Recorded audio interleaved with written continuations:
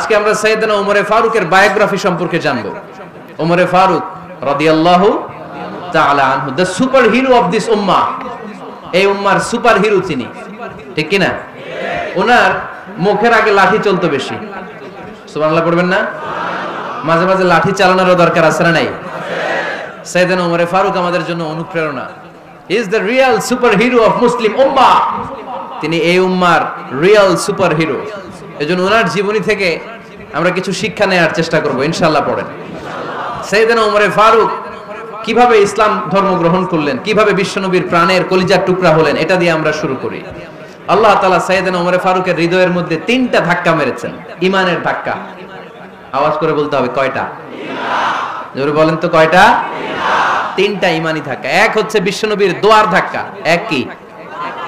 দোয়ার ধাক্কা। 2 হচ্ছে সূরা হাক্কা দিয়ে দিয়েছেন আল্লাহ এক ধাক্কা। সুবহানাল্লাহ পড়বেন না? 3 হচ্ছে সূরাতু তাহা দিয়ে আল্লাহ দিয়েছেন আরেকটা ধাক্কা। এই 3টা ঈমানি ধাক্কা যখন সাইয়েদনা ওমর ফারুকের হৃদয়ে লাগলো, উনি পড়তে আরম্ভ করেছেন আশহাদু আল্লা ইলাহা ইল্লাল্লাহ ওয়া আশহাদু আন্না মুহাম্মাদান আবদুহু ওয়া রাসূলুহু। চিল্লায়ে পড়েন আল্লাহু আকবার। বিশ্বনবী মক্কায় বসে বসে তাহাজ্জুদের সালাত পড়ে আল্লাহর কাছে দোয়া করলেন, আল্লাহুম্মা আইজ্জাল ইসলাম বিআহাব্বির রাজুলাইনি ইলাইক। ও আল্লাহ, 2 জন লোকের নাম বলবো, 2 জনের দরকার নেই। এই 2 জনের একজনকে আপনি ইসলামের সুশীতল ছায়া তলে এনে ইসলামকে বিজয় দান করে দেন। মুহূর্তের মধ্যে দোয়াটা কবুল করে নিয়েছে কে? বিশ্বনবী বললেন, আল্লাহ 2 জনের নাম বলবো আজকের দোয়ায়। আবি জাহাল ইবনে হিশাম, হয়তো হিশামের বেটা আবু জাহেলকে আপনি ইসলামের ভিতরে নিয়ে আসেন, কিংবা ওমর ইবনুল খাত্তাব, খাত্তাবের বেটা ওমরকে আপনি ইসলামের ছায়া তলে নিয়ে আসেন। ওমরে ফারুকের জন্য দোয়াটা কবুল করে নিয়েছে কে? মক্কার যে অবস্থা, আল্লাহর হাবিব সাল্লাল্লাহু আলাইহি ওয়াসাল্লাম বুঝলেন মক্কার এই 2 জনের একজন যদি আমার সাথে না থাকে তাহলে মক্কায় দাওয়াতি কাজ চালিয়ে যাওয়া যাবে। আল্লাহর বললেন, আল্লাহ বেশি চাই না, এই 2 জনের একজন, হয় আবু জাহেল নয় ওমর, হয় আবু জাহেল নয় ওমর। বিশ্বনবী যখন দোয়া করলেন, এই দোয়ার একটা ঈমানি ধাক্কা, নূরানি ধাক্কা সাইয়েদনা ওমর ফারুকের হৃদয়কে স্পর্শ করে ফেলল। দোয়া ইজ লাইক এ মিসাইল। এই যে আমরা দোয়া করি, এটা মিসাইলের মতো। যুদ্ধে মিসাইল হামলা করে না? মিসাইল হামলা করার পরে এই মিসাইল লক্ষ্য বস্তুতে যে ভেদ করে, ঠিক কি না? তেমনি দোয়ার মতো যদি আপনি দোয়া করতে পারেন, আপনি যেই জন্য দোয়া করেছেন ঠিক ওই জায়গায় যে আপনার দোয়া স্পর্শ করে। সুবহানাল্লাহ পড়বেন না? বিশ্বনবীর দোয়ার মাধ্যমে প্রথমে সাইয়েদনা ওমর ফারুকের হৃদয়ে এক ধাক্কা লাগলো। 2 নম্বরে রব্বুল আলামিন সূরাতুল হাক্কা দিয়ে ওমর ফারুকের হৃদয়ের মধ্যে দিলেন এক ধাক্কা। পড়েন আল্লাহু আকবার। বিশ্বনবী যখন দোয়া করলেন, ওই দোয়া যখন সাইয়েদনা ওমর ফারুকের হৃদয়ে স্পর্শ করলো, সাইয়েদনা ওমর ফারুক সব সময় বিশ্বনবীর ফলো করতে আরম্ভ করলেন। বিশ্বনবী ডানে গেলে লুকিয়ে লুকিয়ে ওমর ফারুক ডানে যায়, বিশ্বনবী বায়ে গেলে লুকিয়ে লুকিয়ে ওমর ফারুক বায়ে যায়।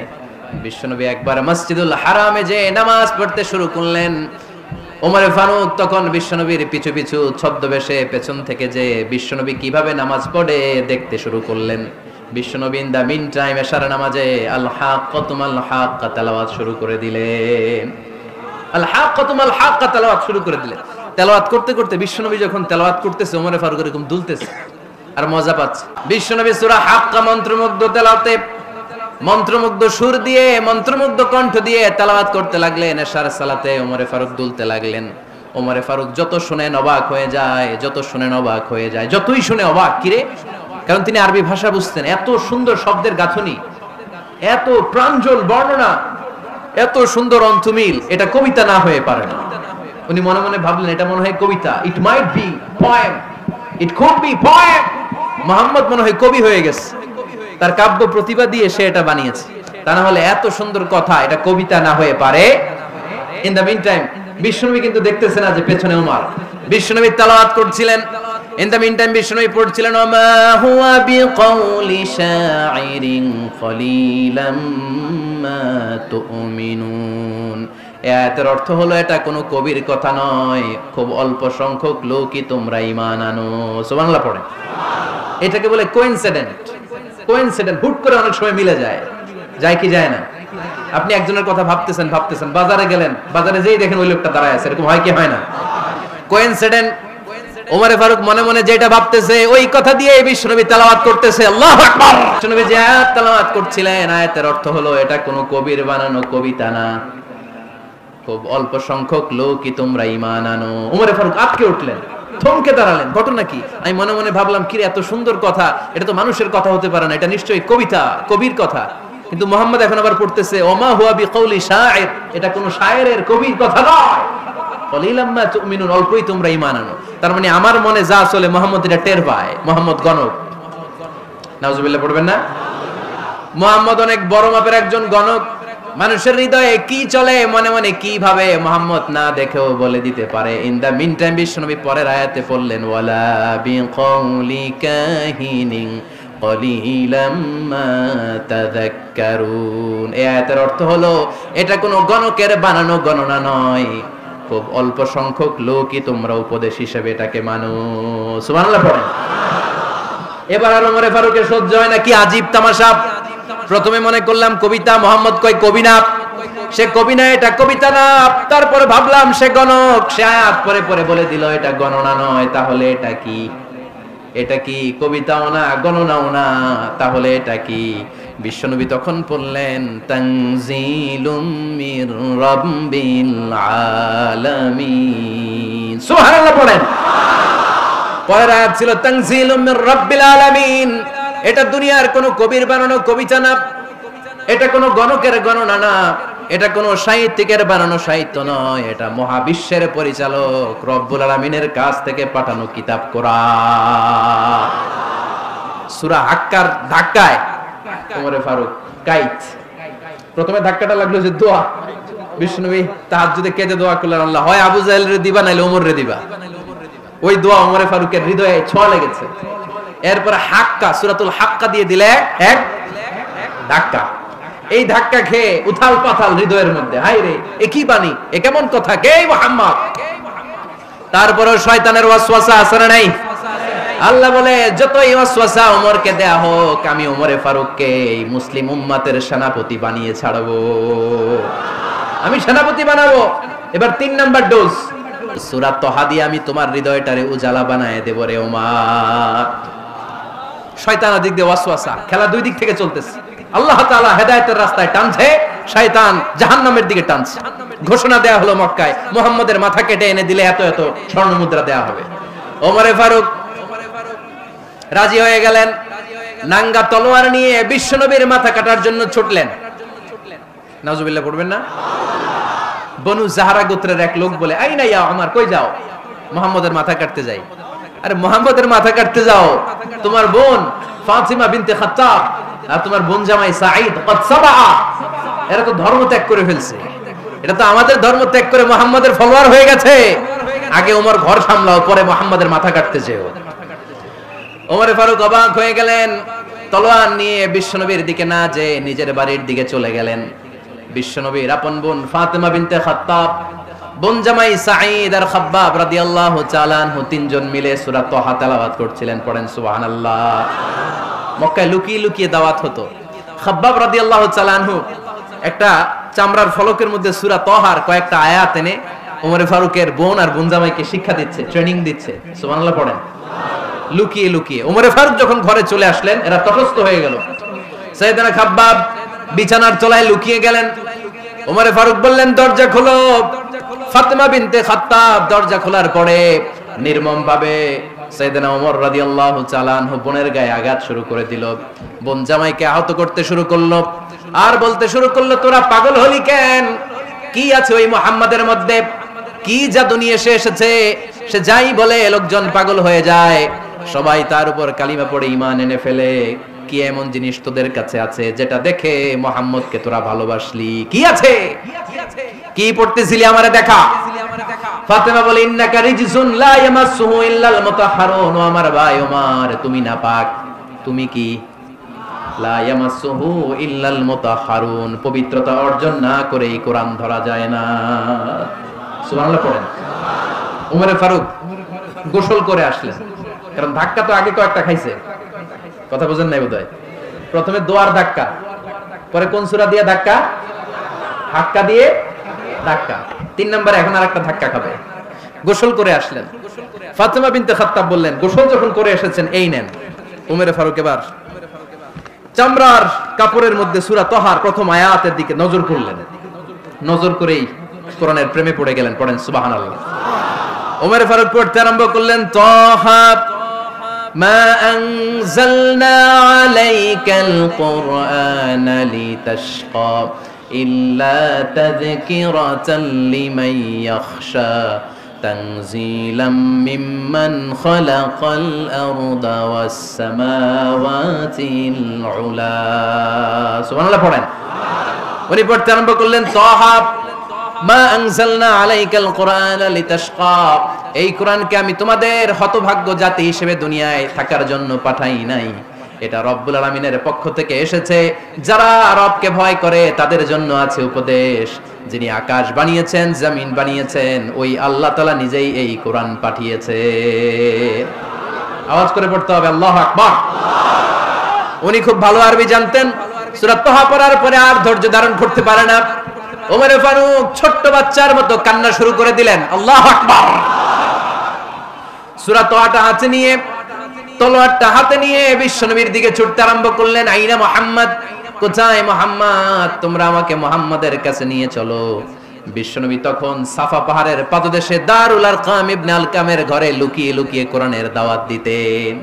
ওমর ফারুককে পাগলের মতো ছুটে আসতে দেখে বিশ্বনবীর চাচা হামজা ইবনে আব্দুল মুত্তালিব বলল, নবী আপনি পালান।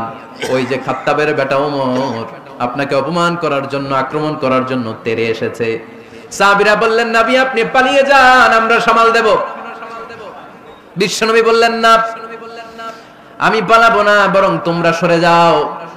ওমর ইবনুল খাত্তাবকে আমার দরবার পর্যন্ত আসতে দাও। আমার তো মনে হচ্ছে ওই যে তাহাজ্জুদের নামাজ শেষে চোখের পানি ছেড়ে যে আমি আল্লাহর কাছে দোয়া করেছি, আজকে আমার ওই দোয়াটা কবুল হতে শুরু করেছে। আমার তো মনে হচ্ছে আমার দোয়া কবুল হবে, আসতে দাও। ওমর ফারুক এসে বললেন, আশহাদু আল্লা ইলাহা ইল্লাল্লাহ ওয়া আশহাদু আন্না মুহাম্মাদান আবদুহু ওয়া রাসূলুহু, আমি সাক্ষ্য দিলাম আল্লাহ ছাড়া কোনো ইলাহ নাই, নিশ্চয় আপনি আল্লাহর প্রেরিত বান্দা এবং রাসূল। পড়েন সুবহানাল্লাহ। ওমর ফারুক যখন কালিমা শাহাদা পড়ে মুসলমান হয়ে বিশ্বনবীর হাতে হাত রাখলেন, নমুসলিম সাহাবীদের মধ্যে খুশি আর আনন্দের বন্যা বয়ে গেল। নমুসলিম হাতে গোনা সাহাবারা আল্লাহর প্রশংসা করলেন। বিশ্বনবী সাইয়েদনা ওমর ফারুককে জড়িয়ে ধরলেন।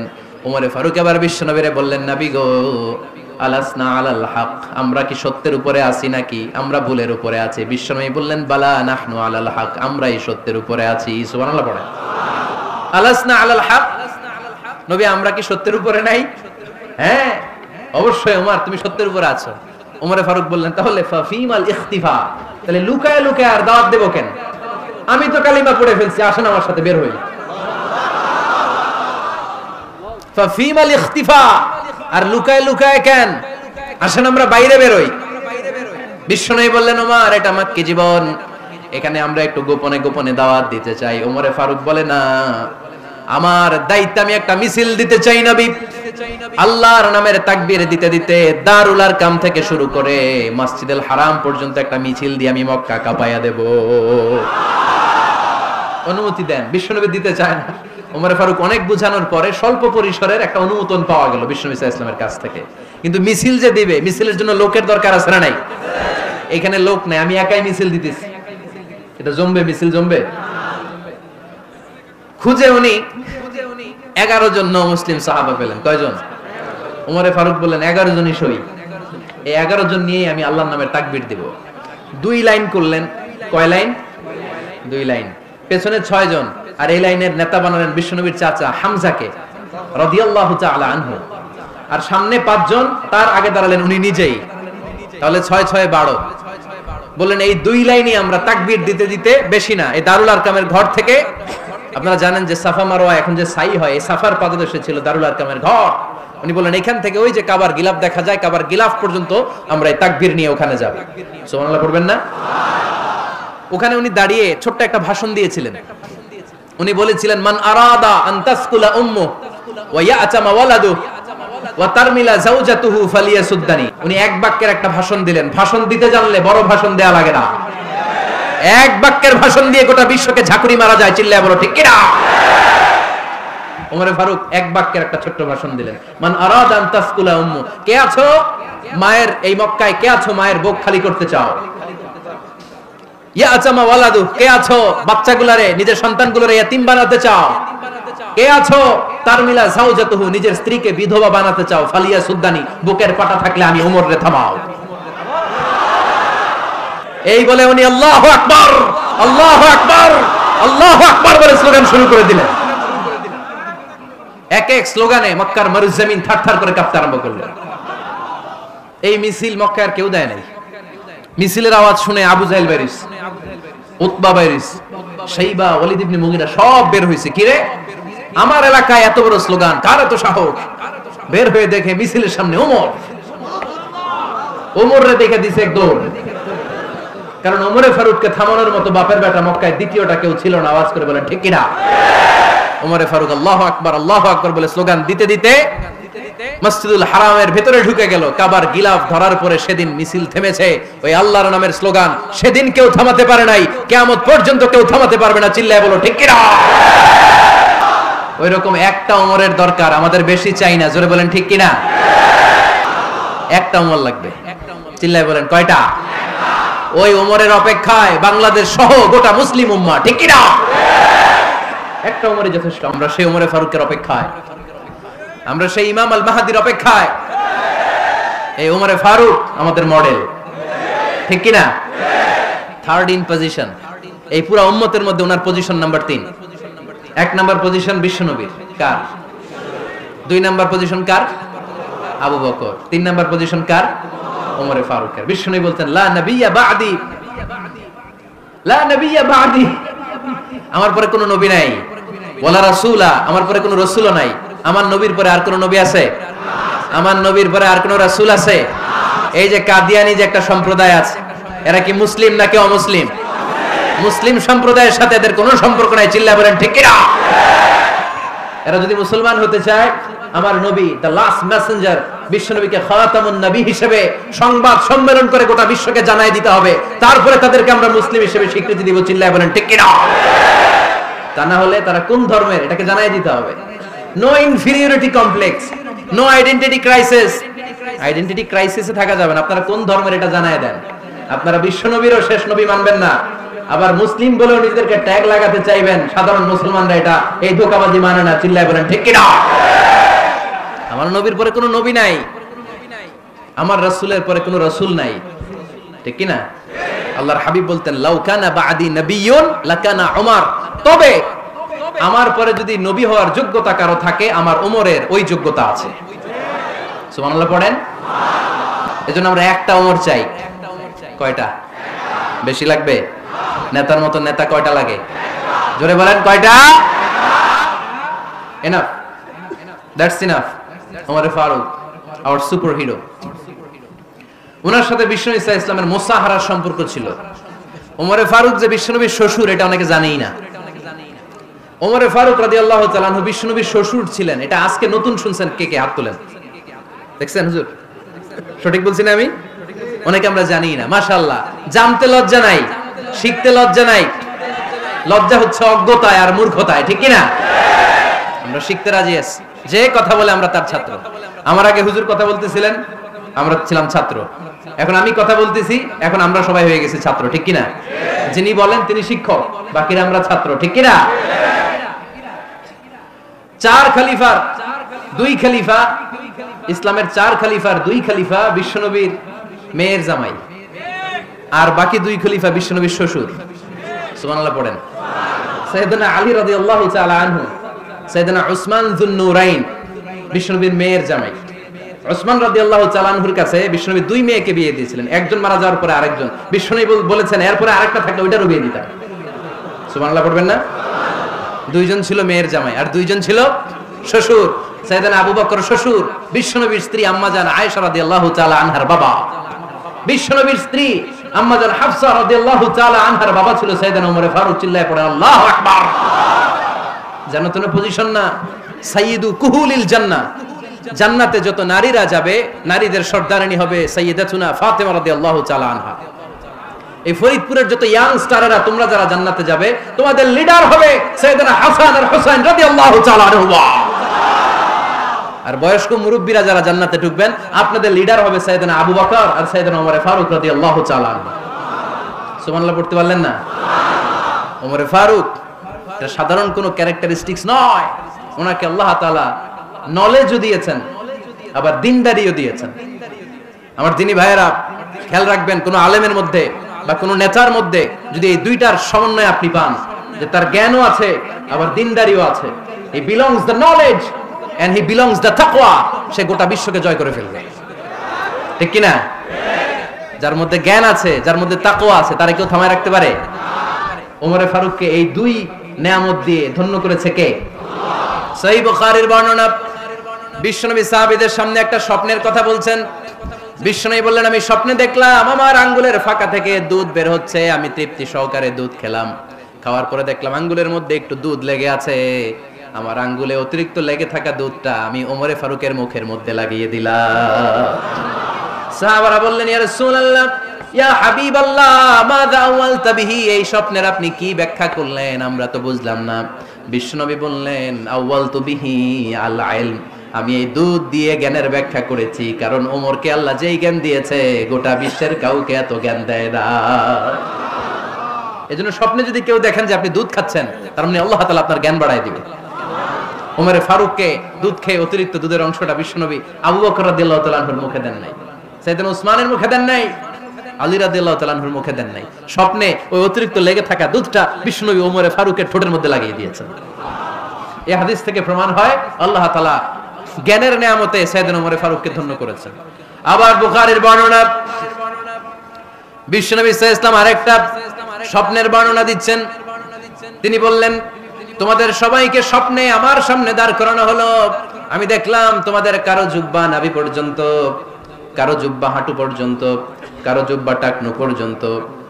ওমরে ফারুককে যখন স্বপ্নে আমার সামনে দাঁড় করিয়ে দেয়া হলো, আমি দেখলাম ওমরের জুব্বা এত লম্বা, ওমর টেনে হিচড়ে তার জুব্বা নিয়ে সামনে হেঁটে যাচ্ছে। সাহাবারা বললেন, ফামাযা আওয়ালতা বিহি ইয়া রাসূলুল্লাহ, ও আল্লাহর রাসূল, এই স্বপ্ন দিয়ে আপনি কি বোঝাতে চাইলেন, আমরা কিছু বুঝলাম না। বিশ্বনবী বললেন, আওয়ালতু বিহি আদ-দ্বীন, আমি এই হাদিসের দ্বারা দ্বীনের ব্যাখ্যা করলাম, যার জামা যত লম্বা তার দ্বীনদারি তত বেশি। সুবহানাল্লাহ, আসতে পড়েন। স্বপ্নে দেখলেন কোন সাহাবীর জুব্বা নাভি, কোন সাহাবীর হাঁটু, কারোটা টাকনু, কিন্তু ওমরে ফারুকের জুব্বা এত লম্বা, ইয়াজুরু সাওবাহু, তিনি তার জুব্বা টেনে হিচড়ে যাচ্ছেন। বিশ্বনবী বললেন, এটা দ্বারা আমি দ্বীন, আমি তাকওয়া, দ্বীনদারি, তাকওয়া এটার ব্যাখ্যা করেছি। তার মানে ওমরে ফারুকের তাকওয়ার সামনে সব তাকওয়া পানি হয়ে যাবে। কোন সুবহানাল্লাহ। আল্লাহ তাআলা সাইয়েদনা ওমরে ফারুককে দ্বীনের জ্ঞান দিয়েছেন, তাকওয়া দিয়েছেন। যুবক ভাইরা, যাকে আল্লাহ তাআলা দ্বীনের জ্ঞান দেয়, যাকে আল্লাহ তাআলা তাকওয়ার এই গুণ দিয়ে সমৃদ্ধ করে, তার জন্য গোটা বিশ্বের সব দরজাগুলোকে ওপেন করে দেয় কে? কত বড় মুত্তাকি ছিলেন সাইয়েদনা ওমর ফারুক। মদিনার সমাজে কয়জন মুনাফিক ছিল বিশ্বনবী ছাড়া কেউ বলতে পারতেন না। বিশ্বনবী কোন সাহাবীকে মুনাফিকদের লিস্ট দিয়ে যান নাই, একজন সাহাবী ছাড়া। দেখি কেউ বলতে পারেন কিনা ওই সাহাবীর নাম? কি নাম? হুযায়ফা ইবনুল ইয়ামান রাদিয়াল্লাহু তাআলা আনহু। ওনাকে বলা হতো সাহিবু সিররি রাসূলিল্লাহ, আল্লাহ রাসূল সাল্লাল্লাহু আলাইহি ওয়াসাল্লামের গোপন তথ্যের ধারক বাহক। সুবহানাল্লাহ পড়বেন না?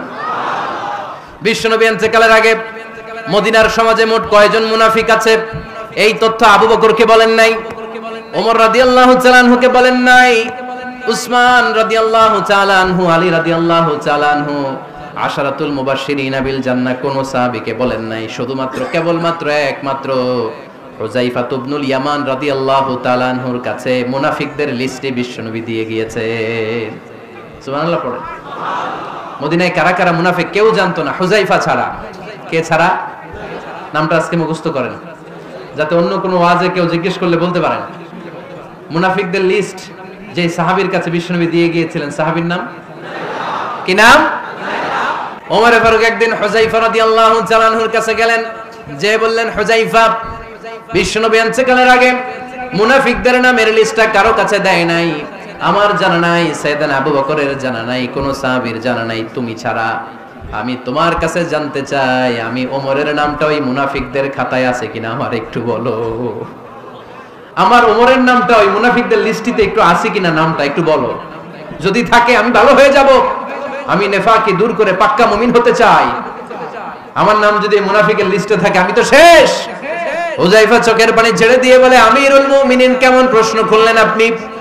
আপনি বিশ্বনবীর শ্বশুর, এই উম্মতে আপনার পজিশন 3 নাম্বার। আপনারে মুনাফিকরা ভয় পায়, শয়তান আপনারে ভয় পায়।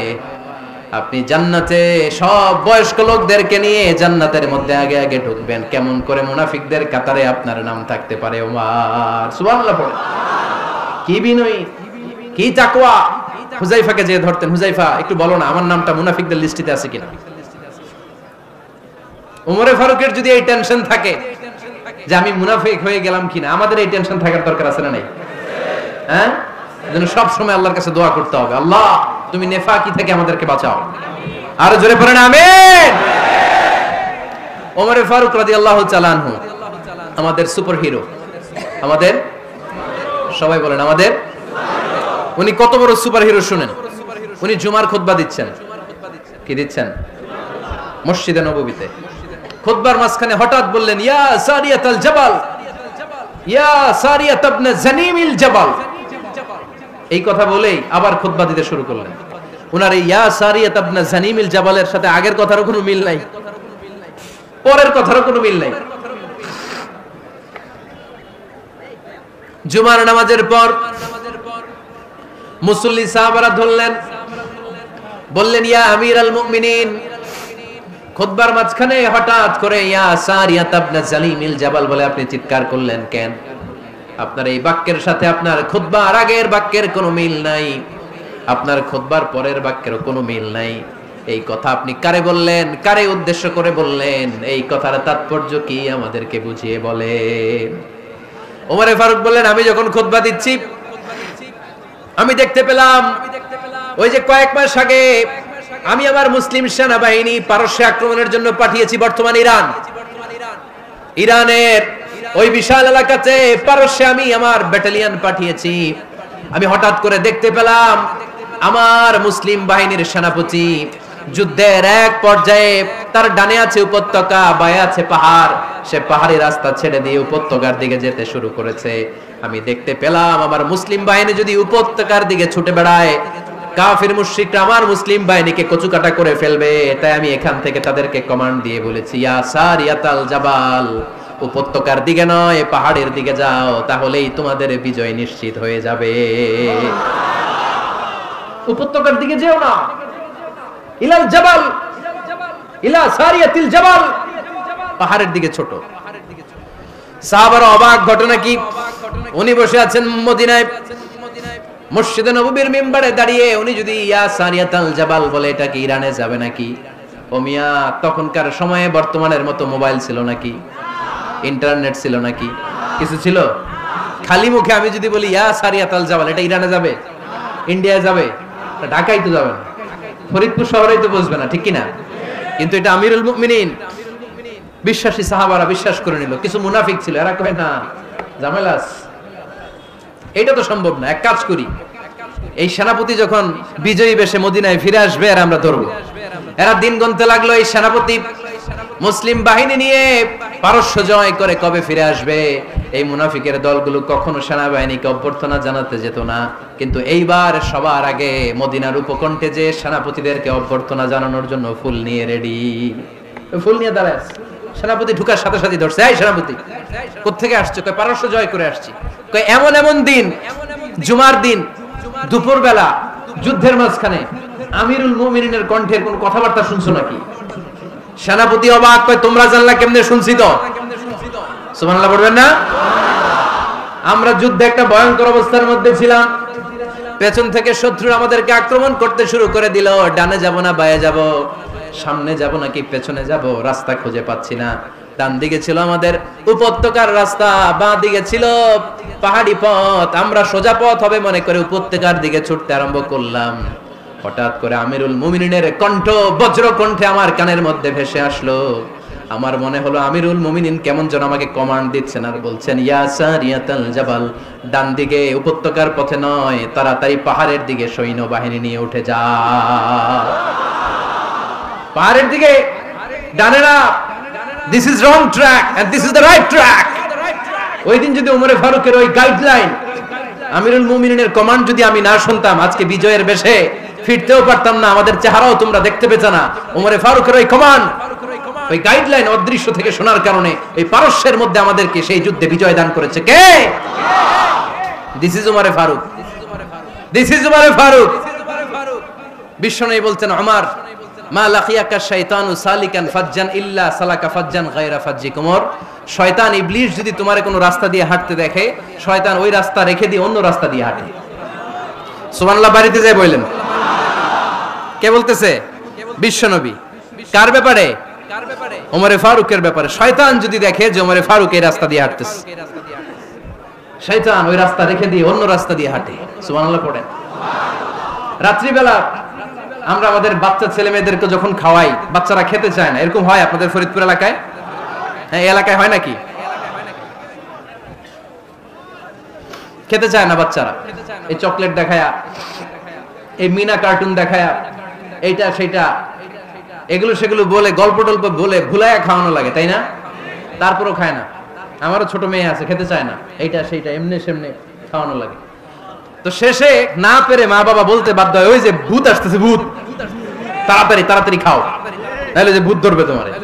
ওই যে বাঘ আসতেছে, বাঘ, তাড়াতাড়ি খাইলে নাহলে বাঘে কামড়াবে। বলি না আমরা? আপনারা কি বলেন? ভূত। আর কি বলেন?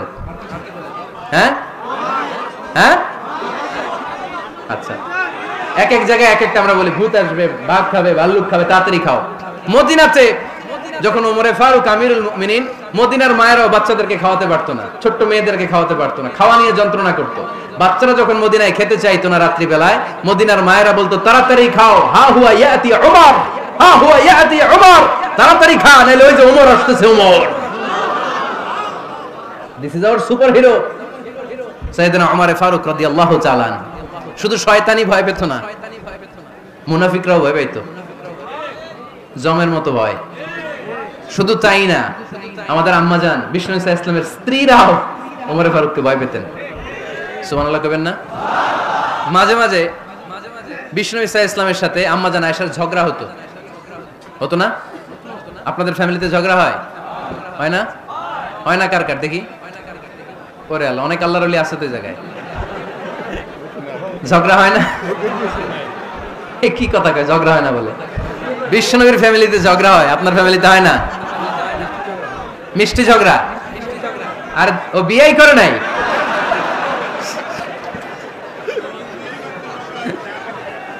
ঝগড়া তো হবেই। দাম্পত্য জীবনের মজাটাই তো এখানে, কখনো ঝগড়া, কখনো আনন্দ, একটু বৃষ্টি, একটু রোদ, একটু হাসি, একটু কান্না, ভালো লাগা, ভালোবাসা শেয়ার করে নেয়া, মিলেমিশে একাকার হয়ে যাওয়া, ঠিক কিনা? তো আল্লাহর হাবিব সাল্লাল্লাহু আলাইহি ওয়াসাল্লামের সাথে আম্মাজান আয়েশার ঝগড়া হতো। তো একদিন ঝগড়া হয়ে দুইজন রেগে আছে।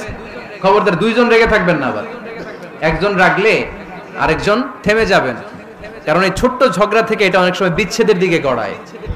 আমার প্রিয় ফরিদপুরবাসী, ভাবি রেগে গেলে আপনি রাইগেন না, ওই দিন আপনি একটু ঠান্ডা থাকেন। আবার আপনি রেগে গেলে, আমার মাইকের আওয়াজ যদি ভাবিরা শুনেন, আপনারা রেগে যায় না, একটু ঠান্ডা থাকবেন। দুইজনে রেগে গেলে তো তৃতীয় বিশ্বযুদ্ধ শুরু হবে, তাই না? একজন রেগে গেলে আরেকজন ঠান্ডা, কারণ এই সামান্য ঝগড়া থেকে ইগোর কারণে এটা বিচ্ছেদ আর ডিভোর্স পর্যন্ত গড়ায়। আর শয়তান এখানে উস্কানি দেয়, কারণ ইমানদারদের ফ্যামিলি ভাঙতে পারলে শয়তান সবচেয়ে বড় খুশি হয়, আর ইমানদারদের ফ্যামিলি টিকে থাকলে খুশি হয়ে যায় কে? আম্মাজান আয়েশা রাদিয়াল্লাহু তাআলা আনহার সাথে বিষ্ণু ইসা ইসলামের ঝগড়া হতো মাঝে মাঝে।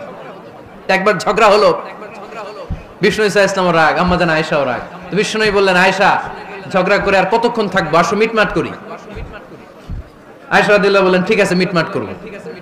তো বিষ্ণু ইসা ইসলাম বললেন, মিটমাটের জন্য কারে ডাকবো? ওমর রে ডাকি। কয় না, ওমর রে না, ওমর গালিজ, ওমর অনেক রাগে, আমার ডর লাগে।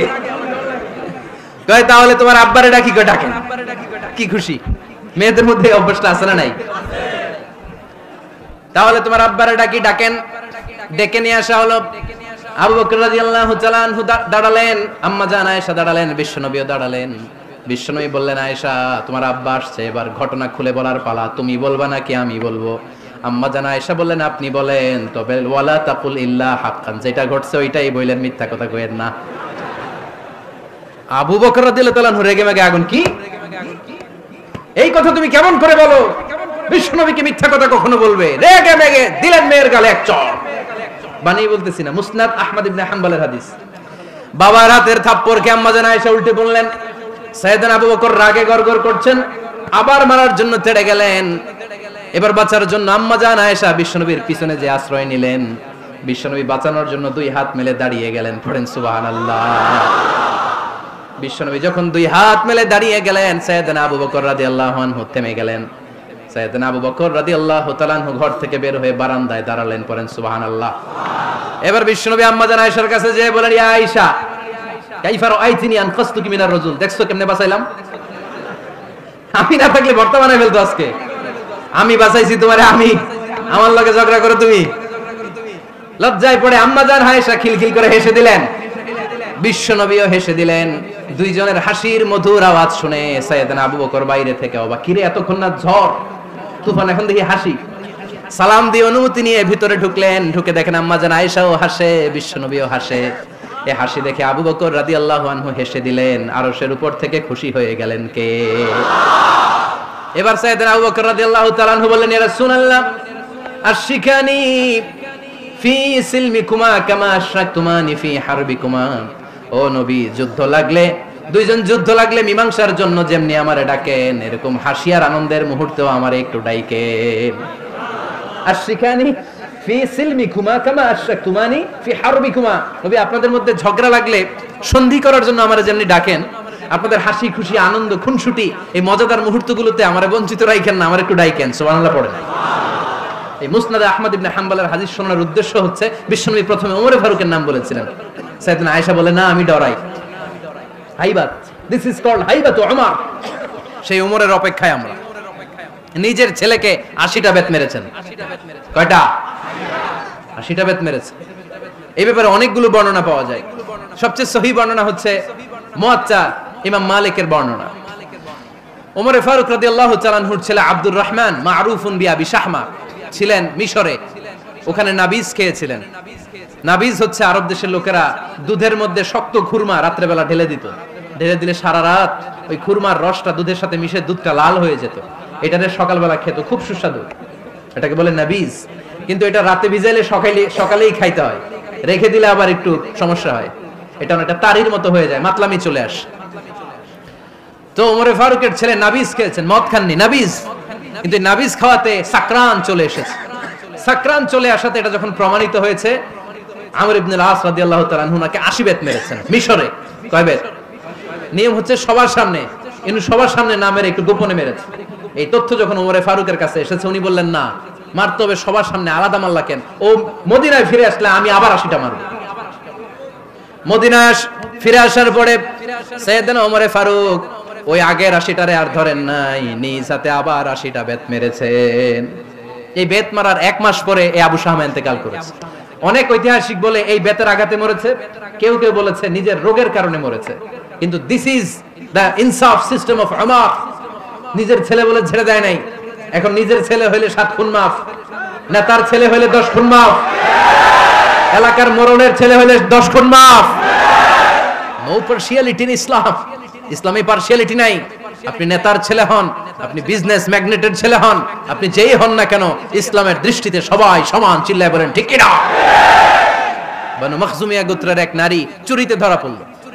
সাহাবারা বললেন, নবী, মদিনার সবচেয়ে ভেরি প্রেস্টিজিয়াস এন্ড ডিগনিফাইড ফ্যামিলির মেয়ে, আপনি হাত কাটেন না, কারণ ইসলামের নিয়ম চুরি করলে কি কেটে দাও। বিশ্বনবী বললেন, বলো কি? হাত না কাটার জন্য তোমরা আমাকে রেকমেন্ড করছো? এটা আল্লাহর আইন। পৃথিবীর কেউ রেকমেন্ড করলো শোনার ক্ষমতা আমার নাই, কারণ আইনটা দিয়েছে কে? লাউ কানাত ফাতিমাতু বিনতি মুহাম্মাদিন সারাকাত লাকাতা মুহাম্মাদুন ইয়াদাহা। আরে বনু মাকসুমিয়া মেয়ে তো দূরের কথা, আমার কলিজার টুকরা ফাতেমাও যদি আজ চুরিতে ধরা পড়তো, তার হাত কেটে দিতে আমি 1 মিনিটও দেরি করতাম না। দিস ইজ ইসলাম। এই হচ্ছে ওমর ফারুকের মানাকিব। এরকম ওমর ফারুক কয়টা লাগবে? আওয়াজ করে বলতে হবে, কয়টা লাগবে? একটা লাগবে। এই সাইয়েদনা ওমর ফারুক মদিনার প্রথম চিফ জাস্টিস ছিলেন। সর্বপ্রথম উনার পরামর্শে সাইয়েদনা আবু বকর রাদিয়াল্লাহু তাআলা আনহু কোরআনকে সংকলন করেছেন। আমরা এই যে কোরআন পড়ি 30 পারা, এমদাদিয়া লাইব্রেরির 114টা সূরা, কত সুন্দর সন্নিবেশ করা হয়েছে, এখানে সাজানো হয়েছে। আল্লাহর হাবিব সাল্লাল্লাহু আলাইহি ওয়াসাল্লামের সময় কি এরকম কোরআন ছিল নাকি? ছিল না। খেজুর পাতার মধ্যে, গাছের বাকলের মধ্যে, ওটের বড় হাড্ডির মধ্যে আর পাথরের মধ্যে খোদাই করা কোরআন ছিল। সাইয়েদনা আবু বকরের সময় রাদিয়াল্লাহু তাআলা আনহুর সময় যুদ্ধ হলো, 70 জন হাফেজ সাহাবী ইন্তেকাল করলেন। সাইয়েদনা আবু বকর রাদিয়াল্লাহু তাআলা আনহুকে ডেকে ওমর ফারুক বললেন, ও আবু বকর, এইভাবে হাফেজে কোরআন সাহাবীরা যদি দুনিয়া থেকে বিদায় হয়ে যায়, আল্লাহর কোরআনও তো বিদায় হয়ে যাবে। আমার পরামর্শ হলো আপনি সব বয়োজ্যেষ্ঠ সাহাবীদেরকে একসাথে করে কোরআনের সব কাগজগুলোকে একসাথে করে একটা নির্ধারিত কপির মধ্যে কোরআনকে সংকলন করে ফেলেন। সাইয়েদনা আবু বকর বললেন, যেটা আমার নবী করে না, এটা আমি কেমনে করি? কিন্তু ওমর ফারুক নাছরবান্দা বলে না, এটা করলে কোনো খারাপ হবে না, ভালোই হবে। মুসলিম উম্মার জন্য এক জায়গায় কোরআন সন্নিবেশিত থাকবে, আপনি করেন। সাইয়েদনা আবু বকর রাজি হয় না, ওমর ফারুকও ছাড়ে না। ওমর ফারুক বলতে বলতে বলতে বলতে এমন ভাবে সাইয়েদনা আবু বকর রাদিয়াল্লাহু তাআলা আনহুকে ধরলেন, সব শেষে সাইয়েদনা আবু বকর ওমর ফারুকের কথায় কোরআন সংকলনে রাজি হয়ে গেলেন। পড়েন সুবহানাল্লাহ। উনি বললেন, ওমর যখন আমাকে বারবার বুঝাতে লাগলো, আল্লাহ তাআলা আমার হৃদয়টা ওমরের কথা শোনার জন্য খুলে দিলেন। আল্লাহ তাআলা কেমন যেন আমাকে ইলহাম করলেন, আবু বকর করো, এই কাজের মধ্য দিয়ে আমি আমার কোরআনকে গোটা বিশ্বে জীবিত রেখে দেব। This is Umar. এই যে আমরা হিজরি সনের যে আমরা গণনা করি, এই হিজরি সনের প্রবর্তক হচ্ছে সাইয়েদনা ওমর ফারুক। সাইয়েদনা ওমর ফারুক এই হিজরি সনের গণনা শুরু করেছেন। সাহাবারা বলল, আমিরুল মুমিনিন, খ্রিস্টানদের ঈসাই সন আছে, আমাদের মুসলমানদের কোনো সন নাই। আমাদের একটা সন থাকলে আমাদের জিজিয়া নিতে, আমাদের যাকাতের টাকা উত্তোলন করতে অনেক সুবিধা হবে। ওমর ফারুক বললেন, তাহলে কোন সালকে হিজরি, কোন সালকে মুসলিম সাল হিসেবে আমরা ঘোষণা দিতে পারি? একজন বলল, আমার নবী যেই সালে জন্মগ্রহণ করেছেন ওই সালে। ওমর ফারুক বললেন, না, আমার নবীর জন্ম আমাদের জন্য খুশির দিন, কিন্তু এটা আমাদের জন্য প্রেরণা নয়, প্রেরণা নবীর কাজে, ঠিক কিনা? আরো কিছু সাহাবারা বলল, তাহলে যেই সালে আমার নবী ইন্তেকাল করেছে ওইটারে প্রথম সাল ধরেন। ওমর ফারুক বললেন, না, যেদিন তিনি ইন্তেকাল করেছেন এটা আমাদের দুঃখের দিন, এটা আমাদের প্রেরণা নয়। আমাদের প্রেরণা হচ্ছে বিশ্বনবীর ত্যাগ, তিতিক্ষা আর কাজের মধ্য দিয়ে। জোরে কোন ঠিক কিনা? ওমর ফারুক বললেন, যেদিন বিশ্বনবী ইসলাম রক্ষায় নিজের মাতৃভূমি ছেড়ে মক্কা থেকে মদিনায় গিয়েছেন, ওই দিনটাকে হিজরি প্রথম দিন ধরে আমরা হিজরি সাল গণনা করে শুরু করে দেব। ওইটাই হচ্ছে হিজরি সন। সেখান থেকে হিজরি সনের প্রবর্তন করেছেন সাইয়েদনা ওমর ফারুক রাদিয়াল্লাহু তাআলা আনহু।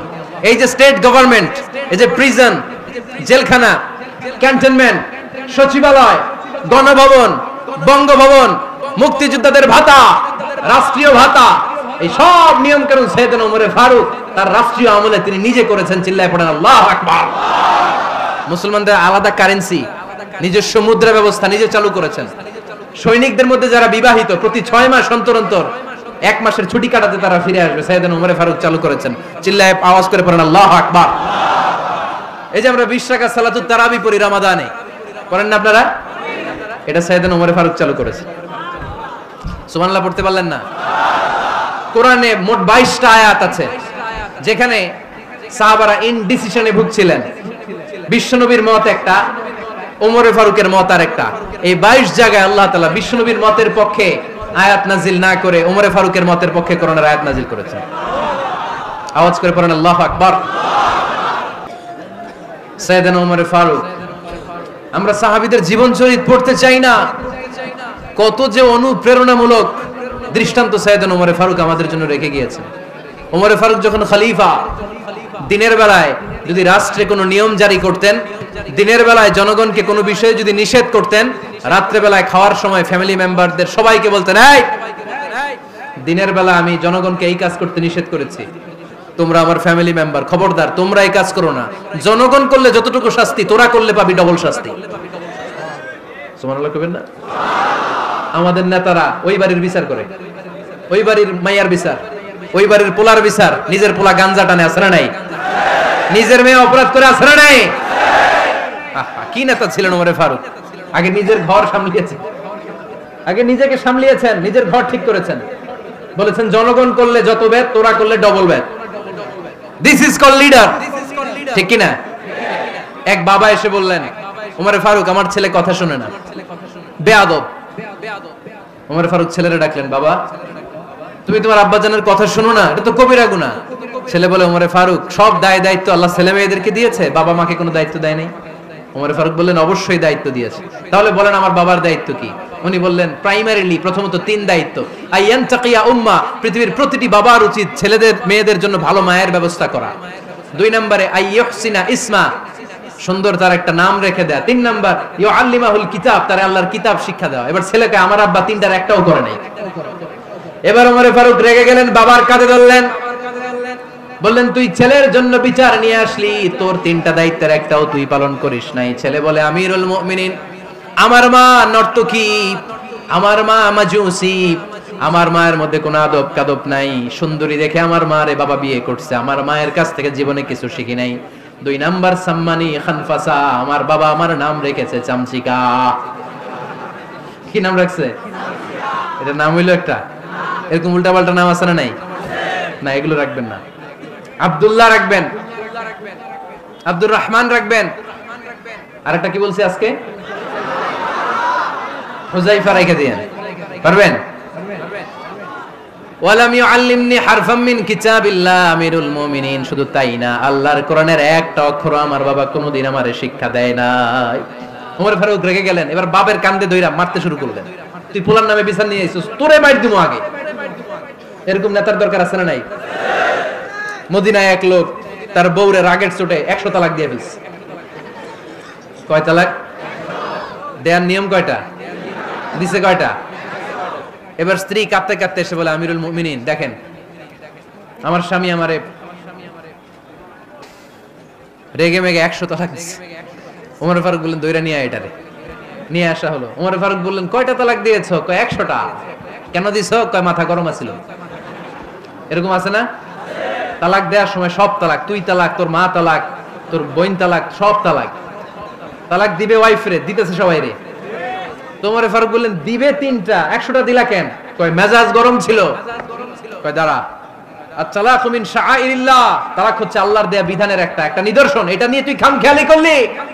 আমার রায় শোন, আমার রায় হচ্ছে 3 তালাকে তোর বউ তালাক, বাকি 97 তালাক তোর পিঠের উপরে পড়বে।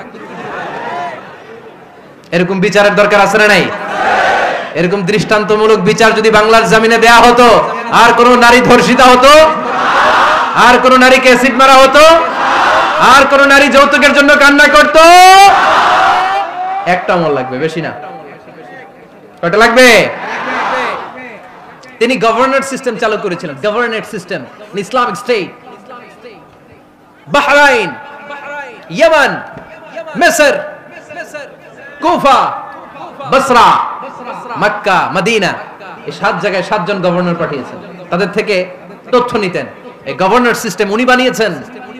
সাইয়েদনা আমর ইবনে আল-আস রাদিয়াল্লাহু তাআলা আনহুকে পাঠিয়েছেন মিশরে। মিশরে একটা দৌড় প্রতিযোগিতা হতো। ওই দৌড় প্রতিযোগিতায় আমর ইবনে আল-আস রাদিয়াল্লাহু তাআলা আনহুর ছেলে অংশগ্রহণ করেছে, কিন্তু এক মিশরি ওই দৌড় প্রতিযোগিতায় চ্যাম্পিয়ন হয়ে গেছে। রানার্স আপ হয়েছে আমর ইবনে আল-আসের ছেলে। এবার মিশরি ফার্স্ট আর গভর্নরের ছেলে সেকেন্ড। রাগের চোটে আমর ইবনে আল-আসের ছেলে ওই মিশরির মাথার মধ্যে কয়েকটা বাড়ি মেরেছে। মিশরি বলে, আমার মারলা কেন? তুমি খেলায় পারো না, আমারে মারলা কেন? কয়, আনা ইবনুল আকরামিন, আমি গভর্নরের পোলা, আমি যা বলবো এটাই হবে, আমার উপরে কথা নাই। মিশরি ওইখানে আর ঝগড়া বাঁধায় নাই, মনে দুঃখ নিয়ে মদিনায় চলে আসলেন। এসে বললেন, আমিরুল মুমিনিন, আপনি আমর ইবনুল আস রাদিয়াল্লাহু তাআলা আনহুকে মিশরের গভর্নর বানিয়ে পাঠিয়েছেন। একটা প্রতিযোগিতায় আমি চ্যাম্পিয়ন হয়েছি, ওনার ছেলে হয়েছে রানার আপ। কেন সে চ্যাম্পিয়ন হতে পারে নাই? এই কারণে আমার মাথায় লাঠি দিয়ে 3টা বাড়ি মেরে। বিচারটা দিছে কার দরবারে? কথা বুঝেন নাই বোধহয়? ওমর ফারুকের দরবার। ওমর ফারুক বললেন, তাই আগামী বছরের অমুক তারিখ আমি সব গভর্নরদেরকে ডেকে হিসাব নেই, তো ওই দিন তুই থাকবি, পারবি না? মিশরে বলে, পারবো মানে অবশ্যই পারবো। ওই দিন 7 রাজ্য থেকে 7 গভর্নর হাজির, গভর্নরদের ছেলেরাও হাজির, মিশরীয় হাজির। 7 গভর্নরের কাছ থেকে 7 এলাকার খোঁজ খবর নেওয়ার পরে ওমরে ফারুক বললেন, আইনাল মিসরি, মিশরি লোকটা কই, এদিকে আয়। মিশরি সামনে আসার পরে বলল, আমর ইবনুল আস, তুমি মিশরের গভর্নর, তোমার ছেলে সহ তুমি আসো। আমর ইবনুল আস এসে সামনে বসে রইলেন। এবার বললেন, ও আমর ইবনুল আসের ছেলে, তুমি নাকি ইবনুল আকরামিন গভর্নরের ছেলে, তুমি যা বলবা মিশরে নাকি তাই হবে, তোমার নাকি অনেক দাপট। নিজে একটা লাঠি এনে মিশরীর হাতে দিয়ে বলল, এবার তোর মাথায় যতটা মারছে তুই ততটা গুনে গুনে মার, আমি দেখবো। আমর ইবনুল আস দেখবে, আমর ইবনুল আসের ছেলেরে তুই এখানে মার। সে বলতেছে থাক, আপনি বলছেন এতেই যথেষ্ট, মারা লাগবে না, আমি মাফ করে দিলাম। ওমরে ফারুক বলল, খবরদার, মার মার ওর মাথার মধ্যে। মিশরি ওমরে ফারুকের ধমক শুনে ভয়ে ভয়ে 3টা বাড়ি মারল। এই বাড়ি মারা দেখেও ওমরে ফারুকের হৃদয় ঠান্ডা হয় নাই। লজ্জায় আমর ইবনুল আস, বয়স হয়ে গিয়েছে, সাহাবা, মাথা তখন টাক, মাথায় চুল নাই, লজ্জায় মাথাটা হেট হয়ে মাথাটা নিচু করে রেখেছে। এবার রাগের চোটে ওমরে ফারুক বললেন, এবার আমর ইবনুল আসের টাক মাথার মধ্যে একটা মার। মার! কেন ছেলেকে শিক্ষা দিতে পারে নাই? ইয়া আমর ইবনুল আস, মাতা জাআলতুমুন নাস আবিদা, তোমরা কখন মিশরীদেরকে নিজেদের দাস বানায় নিলা? ওয়াকাদ ওয়ালাদাতুম উম্মুহুম আহরারা, আর ওদের মায়েরা তো ওদেরকে স্বাধীন সন্তান হিসেবে প্রসব করেছে। মানুষদের উপর ক্ষমতাগিরি করার জন্য গভর্নর পাঠাই নাই। খবরদার, জনগণ তাদেরকে দেখভাল করার জন্য তোমাদেরকে পাঠানো হয়েছে, তাদের উপর কোনো অত্যাচার করার জন্য নয়। চিল্লায় বলেন ঠিক কি না? এরকম নেতা কয়টা লাগবে? কয়টা? ওই নেতার নাম কি? ওমর। হ্যাঁ, হুয়া ইয়াতি ওমর। 22 জায়গায় বিশ্বনবী কয় একটা, ওমরে ফারুক বলে আরেকটা। আল্লাহ বলে, বিশ্বনবী আপনার পক্ষে আমি আয়াত নাজিল করতে পারলাম না, আমি ওমরের পক্ষে নাজিল করে দিলাম। বিশ্বনবী বলতেন, ইন্নালি কুল্লি উম্মাতিন মুহাদ্দাস, সব উম্মতের মধ্যে, সব নবীর উম্মতের মধ্য থেকে একজন করে আল্লাহ তাকে মুহাদ্দিস বানাতো। মুহাদ্দিস না, মুহাদ্দাস। মুহাদ্দাস মানে এমন লোক যিনি যা ভাবতো ওই ভাবনাটাই আল্লাহ আয়াত হিসেবে নাজিল করে দিতেন। বিশ্বনবী বললেন, আমার উম্মতের মধ্যে মুহাদ্দাস হচ্ছে সাইয়েদনা ওমর। মদিনার সবচেয়ে বড় মুনাফিকের নাম আব্দুল্লাহ ইবনে উবাই ইবনে সালুল, সব মুনাফিকদের সরদার, কিন্তু এই মুনাফিকের ছেলেটা হলো পাক্কা ইমানদার। এই ছেলের নাম হলো আব্দুল্লাহ। আওয়াজ করে বলেন, ছেলের নাম কি? আব্দুল্লাহ ইবনে উবাই ইবনে সালুল। মুনাফিক সরদার যখন ইন্তেকাল করলো, সাইয়েদনা আব্দুল্লাহ রাদিয়াল্লাহু তাআলা আনহু বিশ্বনবীর কাছে এসে চোখের পানি ছেড়ে ডেকে বলে, নবী আপনিও জানেন, আমিও জানি, মদিনার সবাই জানে আমার আব্বা মুনাফিকদের সরদার, কিন্তু আমার মন তো মানে না, আমার তো পিতা, আমার তো বাবা লাগে, আমার তো মন মানে না। আপনিও জানেন মুনাফিক, আমিও জানি মুনাফিক। নবী আপনার দরবারে কিছু আমি চাই না, আপনার গায়ের একটা জামা দেন, আপনার জামাটা পরিয়ে আমার বাবারে দাফন দিব। এর উসিলায় যদি আমার আব্বারে আল্লাহ মাফ করে দেয়, দয়ার নবী মায়ের নবী জামা খুলে দিয়ে দিলেন। পড়েন সুবহানাল্লাহ। আব্দুল্লাহ রাদিয়াল্লাহু তাআলা আবার আবদার চললেন, নবী জানি আমার বাবা মুনাফিক, কিন্তু আমার তো বাবা, আপনার দরবারে ফরিয়াদ, আপনি নিজে যে আমার বাবার জানাজার নামাজের ইমামতি করবেন। দয়ার নবী মায়ার নবী জানাজার নামাজে যেতে চাইলেন। ওমরে ফারুক বললেন, নবী না, খবরদার, আপনি উবাই ইবনে সালুলের জানাজায় যাবেন না। বিশ্বনবী জোর করে যেতে চাইলেন। সাইয়েদনা ওমরে ফারুক বিশ্বনবীর জামা পেছন থেকে টেনে ধরলেন। আল্লাহু আকবার। টেনে ধরলেন, যাবেন না আপনি। ওমরে ফারুকের হাত থেকে হেঁচকা টান মেরে জুব্বা টান দিয়ে বিশ্বনবী জানাজায় চলে গেলেন। রব্বুল আলামিন আয়াত নাজিল করলেন, ইস্তাগফির লাহুম আও লা তাস্তাগফির লাহুম ওয়া ইন তাস্তাগফির লাহুম 70 মাররাতান ফালান ইয়াগফিরাল্লাহু লাহুম। নবী গো, একবার নয়, দুইবার নয়, 70 বারও যদি এই মুনাফিকের জন্য আপনি ক্ষমা চান, তার জন্য ক্ষমা নাই, তার জন্য আছে জাহান্নাম। ওয়ালা তাকুম, আপনি যাবেন না আলা কবরি, কখনো তাদের জানাজায় যাবেন না। এই যে একটা ভুল করে ফেলছেন, এটা এবারই শেষ, এরপরে আর যাবেন না। সাইয়েদনা ওমর ফারুকের পক্ষে আল্লাহ তাআলা কোরআনের আয়াত নাযিল করে দিলেন। চিল্লায়ে পড়েন আল্লাহু আকবার। এভাবে 22টা জায়গায় ওমর ফারুক যা বলেছে, এটা নিয়ে একটা আলাদা আলোচনা হইতে হবে, আলাদা একটা আলোচনা লাগবে যে 22টা আয়াতে আল্লাহ তাআলা বিশ্বনবীর পক্ষে কোরআনের আয়াত নাযিল না করে সাইয়েদনা ওমর ফারুকের পক্ষে আয়াত নাযিল করেছেন। চিল্লায়ে পড়েন সুবহানাল্লাহ। ওই ওমর ফারুককে আমাদের মডেল বানানোর দরকার আছে না নাই? ওই ওমর ফারুকের জীবনী আমাদের ছেলে মেয়েদেরকে পড়ানোর দরকার আছে না নাই? আমাদের ভবিষ্যৎ প্রজন্ম এগুলো জানে না। ওরা সালমান খান দেখে বড় হয়, ওরা শাহরুখ খান দেখে বড় হয়, ওরা ঋত্বিক রোশনকে দেখে বড় হয়। ওরা মনে করে যে এরাই বড় সুপার হিরো। আমাদের যে কত বড় সুপার হিরো আছে এরা জানেই না। নতুন প্রজন্মের কর্ণকোহরে সাইয়েদনা ওমর ফারুকের ইতিহাস পৌঁছে দেওয়ার দরকার আছে না নাই? ওমর ফারুকের ইন্তেকালের ঘটনাটা বলেই আমরা মুনাজাতের দিকে যাব। শুনবেন? শুনতে চান? উনি স্বপ্নে দেখলেন একটা লাল মোরগ ওনাকে 3টা ঠোকর মেরেছে। কয়টা? উনি জুমার নামাজে জিলহজ মাসের শেষ সপ্তাহে জুমার নামাজে বললেন যে একটা লাল মোরগ 3টা ঠোকর মেরেছে। মুগীরা ইবনে শুবা রাদিয়াল্লাহু তাআলা আনহুর দাস আবু লুলু আল মাজুসি, এই লোকটা খঞ্জর বানাতে পারতো। মুগীরা রাদিয়াল্লাহু তাআলা আনহুর দাস। মুগীরা প্রতিদিন 4 দিরহাম করে চার্জ করত, যেহেতু দাস। সে এসে বিচার দিল, আমিরুল মুমিনিন, মুগীরা আমার থেকে বেশি টাকা চায়, জুলুম করে। ওমর ফারুক বললেন, তাই?